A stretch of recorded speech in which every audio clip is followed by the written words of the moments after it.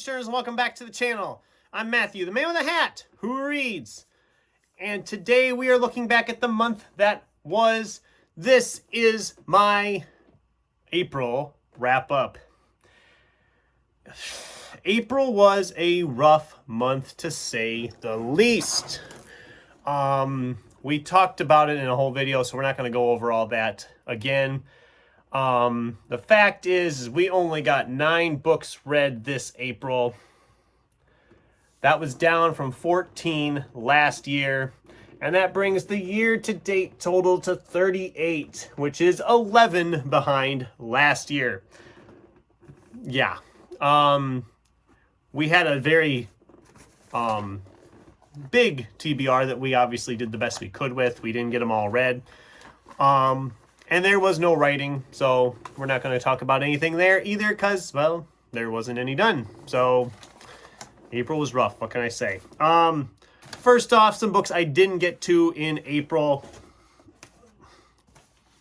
John Brownlow's Agent 17. I got it started. I'm maybe halfway or getting close to halfway through. It's very fast-paced. I'm enjoying it for the most part.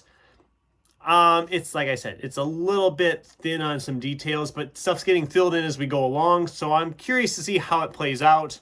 I know there is a second book. I don't know yet if I will pick up that second book. I'm going to wait until the end of this one before I make any decisions. But I am, for the most part, enjoying this action-packed thriller. Paul Tobin's Prepare to Die. This was a reread. I'm not enjoying this as much as I did the first time around, or at least from what my memory and my previous score says.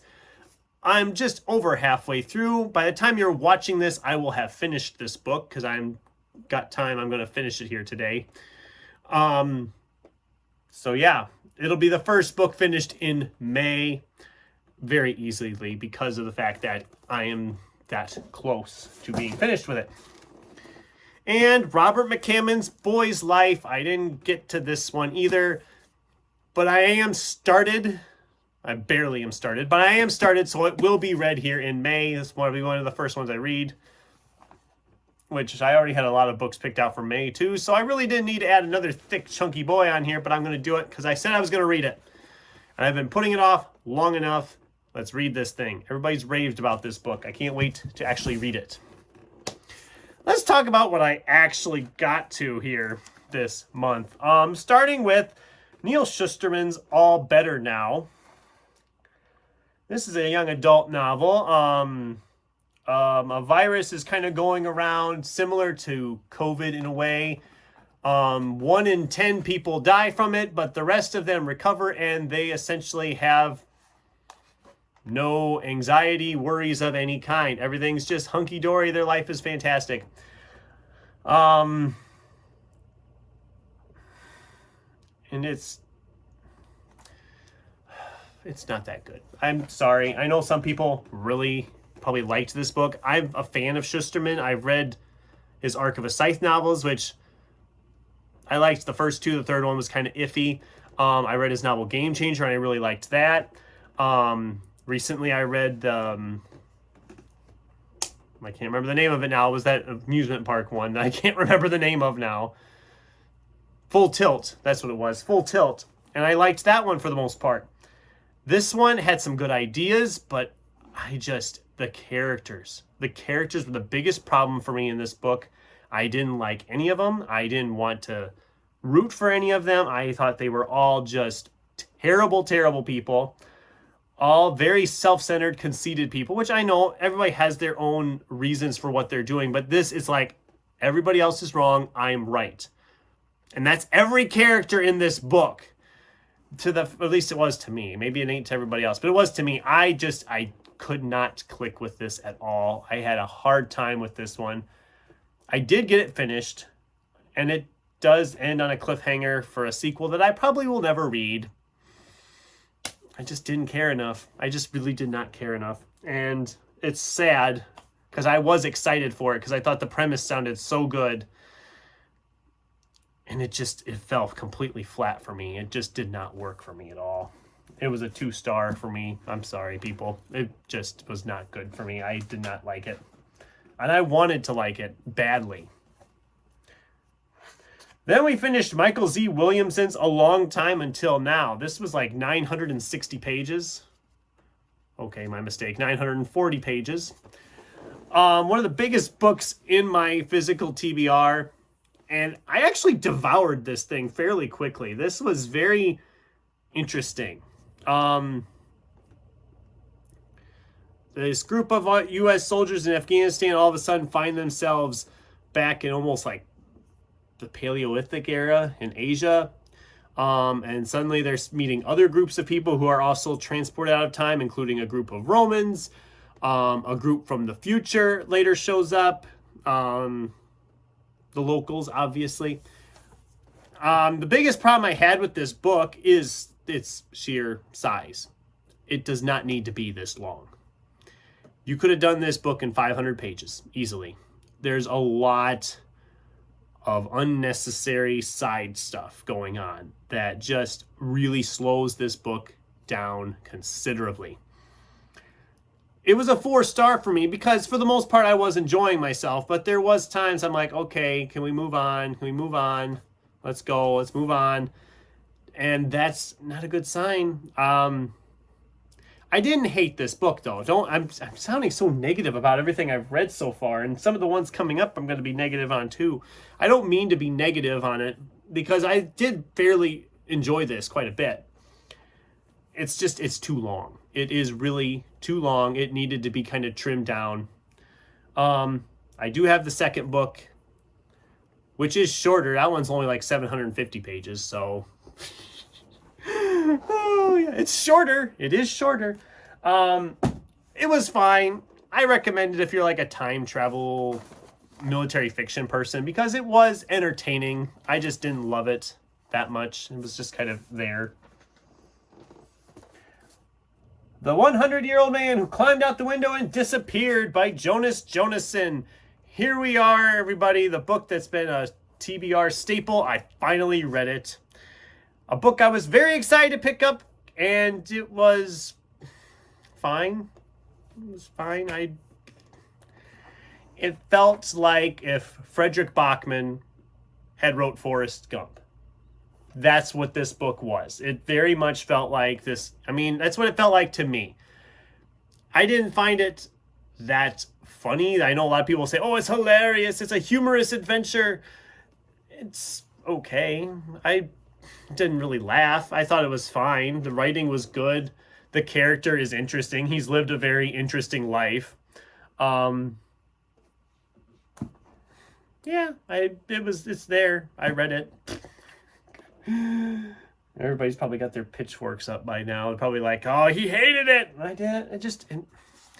It wasn't clicking with me. It felt so similar to so many other books I've read or movies I've seen that I just kind of was like, oh, I don't know. That's what it felt like. It's not fair to the author.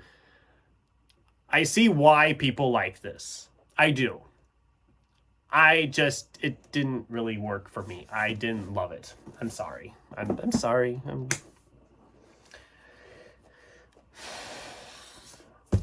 King Richard III by William Shakespeare. This tiny little book of mine has finally been read. It's Shakespeare. You either like it or you don't. I mean, once you get into it and you've read enough Shakespeare, it flows a lot better. When it started out, it had been so long since I'd read any Shakespeare that I was right away like, okay, how are we saying this? What's being said? Once I got into it, I was like, okay, I can understand what's going on now. Maybe that makes me a brainless nincompoop. I don't know.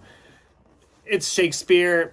3 stars. That's all we're going to say. I thought it was fine. It's not my favorite Shakespeare I've read. It was okay, but I didn't love it. Then we had another library book, Witchcraft for Wayward Girls by Grady Hendrix. I've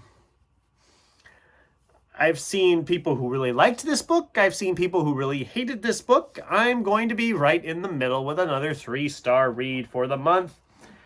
For one thing, Grady Hendrix is known for his horror novels that have some comedic elements or some lighthearted elements.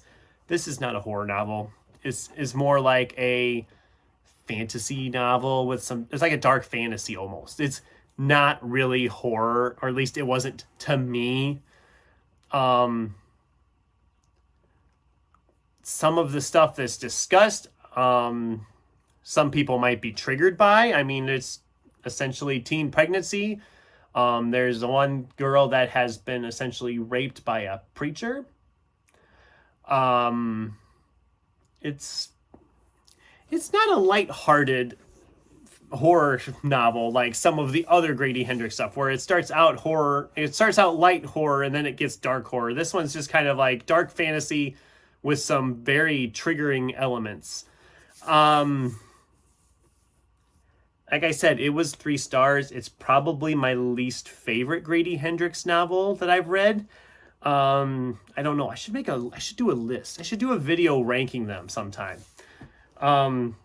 Because I don't know if this would be the bottom for me, or We Sold Our Souls would be the bottom, because I didn't care for that one either. So it'd be one of those two would be at the bottom in a ranking, but it was okay. It was all right. I wanted to like it more than I did, and I can see why some people don't care for it. Then the Richard Kadrey reread continued with Devil Said Bang, Book 4 of the Sandman Slim series reread. I don't need to say too much about this. I really enjoyed this series. I really enjoyed this series the first time through, and it has been very similar this time through. This was a 4-star for me, which was the same rating I gave it before. Namely because this one kind of starts off a little differently from some of the others. We don't get to see any of the supporting characters right away. We're a good 100 and some pages in before the supporting cast that we love comes back. And then the book really flies by after that. This is kind of the end of what I call like the first arc. Or at least that's what I'm calling it. Because of just stuff that's happened. And then this way this book kind of ties up some loose ends that were kind of left dangling earlier, and we kind of jump into the next story arc, as it were. I don't know. There's not really a clear way to explain it. I'm working on a video eventually at the end of the year that I'm going to break down this series a lot more, but this is a fun time again, just like the rest of the series so far has been. I'm very excited to continue on with the next book.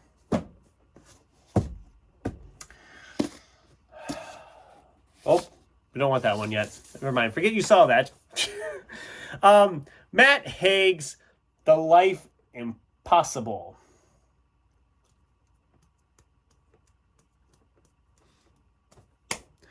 Yeah, another book that disappointed me. I did give it 4 stars because I did like it for the most part. It is Matt Haig, and Matt Haig is one of my favorite authors working today.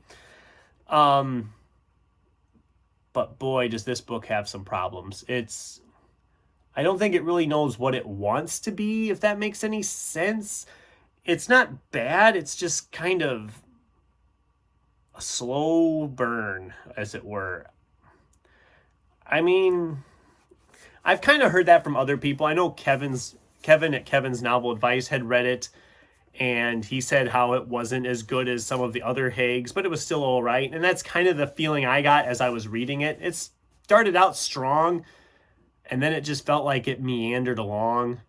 And then there's just stuff that happens in it. Like, we all of a sudden have a villain show up in like the last 50 pages of the book. And it's just kind of weird. We're like, oh, we have a villain now. Okay. Oh, this guy's terrible. And it's just like, where did that even come from? Where did it even come from? It's just out of nowhere, it felt like. But it was okay. It was a 4-star for me. And I'm obviously going to keep on reading Matt Haig. I'm not going to drop him over this. It was not a great time. I didn't have a great time with it compared to his other ones. Thank goodness the library had it. I didn't have to buy it. Okay, now we can bring up Claire Frank's Burnt, a memoir of fighting fire. It's a memoir. It's a nonfiction book. This was a 3-star read for me. It started out stronger, and then it just kind of, again, fizzled out. Fizzled. Fire fizzled. Okay, never mind. It's about a girl who, when she was 17, essentially, what's the word I'm looking for? she became an emancipated minor and became a firefighter in Northern California. And I was like, okay, so we get to find out about her being a firefighter and seeing her at these different stations and how she kind of grew up in the ranks and stuff and all this stuff. And I'm like, this is very fascinating. I'm really enjoying this. I wasn't a huge fan of how it was structured because it was doing like this whole flashback, flash forward, flashback, flash forward kind of thing.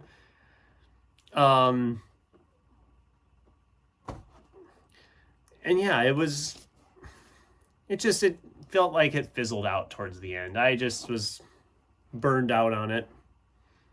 Was that a hot read? I mean, oh my God, puns, they hurt. It was fine. I don't need to read it again. And if you're a firefighting person or you're interested in that, I think you'd enjoy it. I thought it was fine. I actually liked Granite Mountain a lot better. I think I have that right behind me here. Yeah. Let's pull that out for a second. If you want a firefighter novel, read Granite Mountain by Brendan McDonough. That's a much better book about firefighters. And they made a really great movie called Only the Brave, which is a fantastic movie that nobody talks about. And it makes me sad because that movie was so good. So yeah, read this if you want a firefighter novel. But also, fair warning, you will cry. You will cry. I'll just throw that out there. You will cry. And then we ended the month with John Connolly's The Book of Lost Things. This was everything I wanted it to be and then some. Much different than I was expecting it to be. It's very much a deconstruction of fairy tale stories. So if you're like a huge fairy tale person, cat, you would love this. Because our character ends up in this other world and the fantasy stories are all kind of turned on their head. We see a very strange version of Snow White. We see some Rumpelstiltskin stuff. We see some Big Bad Wolf type stuff. There's just a lot to unpack and enjoy with this. And it has a whole like appendix, like talking about all the different fairy tales and stuff, which I didn't read all of. I kind of read through some of it. It's very fascinating. So definitely check this one out. This was a 5-star for me. I really, really enjoyed this, much more than I expected to.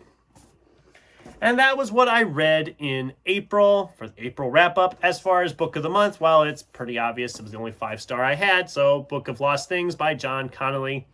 Really enjoyed that. And I'm looking forward to seeing what you guys really enjoyed. What was your Book of the Month for April? And have you read any of these? Do any of these sound interesting to you? Am I being totally unfair to a huge amount of them? Because I seem like I was being kind of mean, and I don't mean to be mean. But I'd love to hear from you in the comments down below. Thanks for watching, and until next time, keep turning pages.